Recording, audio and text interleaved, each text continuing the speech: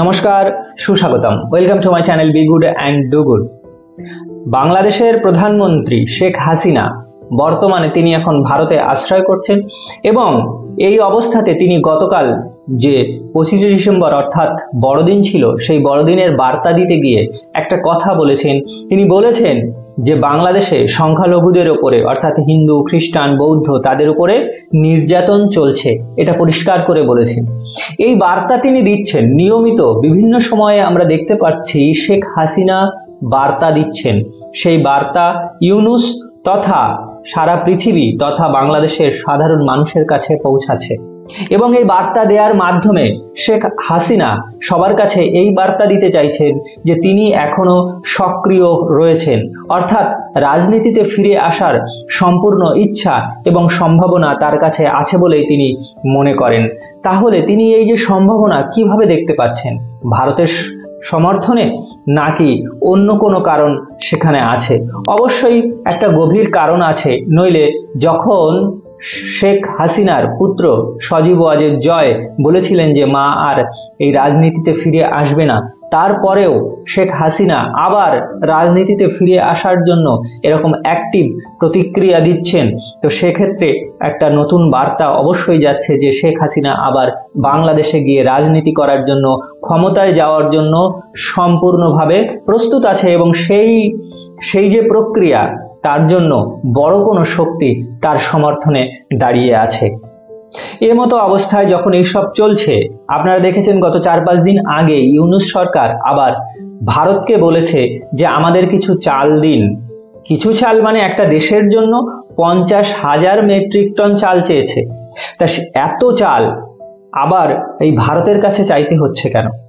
হাসিনাকেও চাইছে, আবার চালও চাইছে। 24,690 মেট্রিক টন চাল আজ চট্টগ্রাম বন্দরে সকাল 5টায় গিয়ে পৌঁছেছে।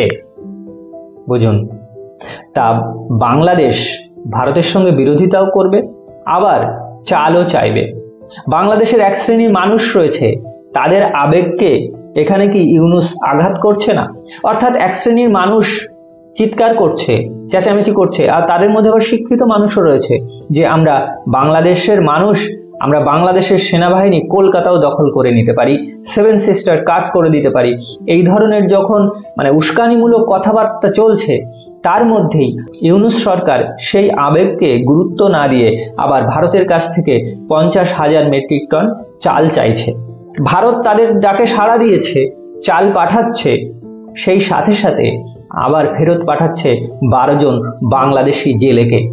12 জন বাংলাদেশি জেলে যারা সেপ্টেম্বরের মাঝামাঝি পাথর প্রতিমায় দক্ষিণ 24 পরগনায় ওখানে পুলিশ তাদের আটক করেছিল যে ভারতীয় জলসীমায় প্রবেশ করে তারা মাছ ধরতে এসেছিল, কিন্তু তাদেরকে ছেড়ে দেওয়ার জন্য কেন্দ্র সরকার নির্দেশ দিয়েছে। আর কেন্দ্র সরকারের নির্দেশ পাওয়ার পর সেই 12 জন জেলেকে ছেড়ে দেয়া হয়েছে। তাই তারা মুক্তি পেয়েছে। তারা বলছে, তাদের মধ্যে একজনের নাম হচ্ছে শাকিল মোহাম্মদ। তিনি বলছেন, দেশে ফিরে আমি খুশি, ভারত ভালো আচরণ করেছিল। কেন্দ্রের প্রস্তাবের পর পশ্চিমবঙ্গের জেল থেকে 12 বাংলাদেশি জেলে মুক্তি পেয়েছে। এটাই তো খবর দ্য ইন্ডিয়ান এক্সপ্রেসে প্রকাশিত হয়েছে। এই যে শাকিল মোহাম্মদ, সে বলছে আমি দেশে ফিরে খুশি, আমি সরকারকে ধন্যবাদ জানাই, আমরা এখানে নিরাপদ ছিলাম এবং ভালো ছিলাম, জেল কর্তৃপক্ষ আমাদের সঙ্গে ভালো ব্যবহার করেছে, আমাদের ভালো যত্ন নিয়েছে। তাহলে বাংলাদেশি জেলে যারা এদেশে এসে অবস্থান করেছে কিছুদিন, তারা ভালো বলছে যে এখানকার মানুষ, এখানকার প্রশাসন তাদের সাথে বেশ ভালো ব্যবহার করেছে।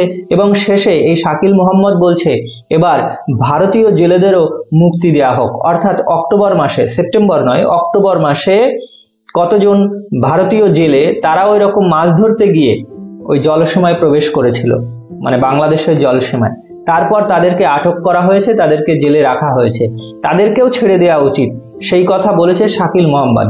তবে না, আমাদের ভারত সরকার এরকম ভাবে কোনো লিখিত আবেদন জানায়নি, বাংলাদেশও জানায়নি, কিন্তু কেন্দ্রীয় সরকার নির্দেশ দিয়ে পশ্চিমবঙ্গ সরকারের মাধ্যমে সেই জেলেদের ছেড়ে দিয়েছে। একটা বার্তা যাওয়া, এরপরেও যদি এই বার্তা তারা না পায়, তারা যদি ওই রকম ওই যারা মাদ্রাসা শিক্ষায় শিক্ষিত হয়ে ভারত বিরোধিতা করার জন্য, পাকিস্তান প্রীতি দেখানোর জন্য রাজাকারের ভাব নিয়ে বসে আছে, তাদের আবেগকে যদি বেশি গুরুত্ব দেয় ডক্টর ইউনূস, তাহলে তার পতন অতি শীঘ্রই হবে, এটা কোনোভাবেই ঠেকাতে পারবে না।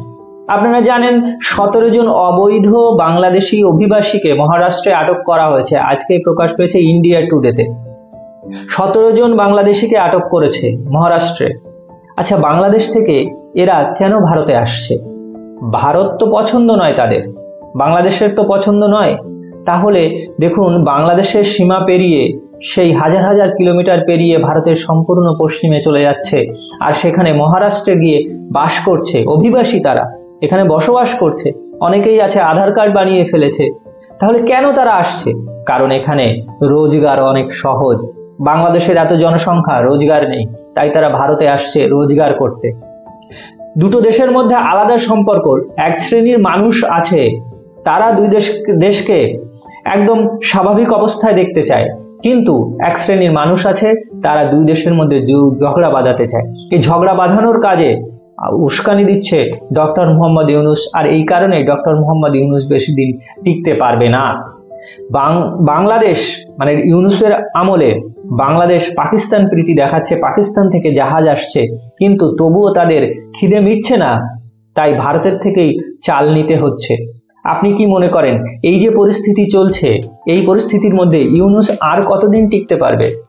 আপনার কি মনে হয় ভারত সরকার এখানে সঠিকভাবে ঠিকঠাক কাজ করছে না? অর্থাৎ বাংলাদেশের যতখানি বিরোধিতা করার কথা ছিল, ভারত সরকার ততখানি বিরোধিতা করছে না বলে কি আপনার মনে হয়?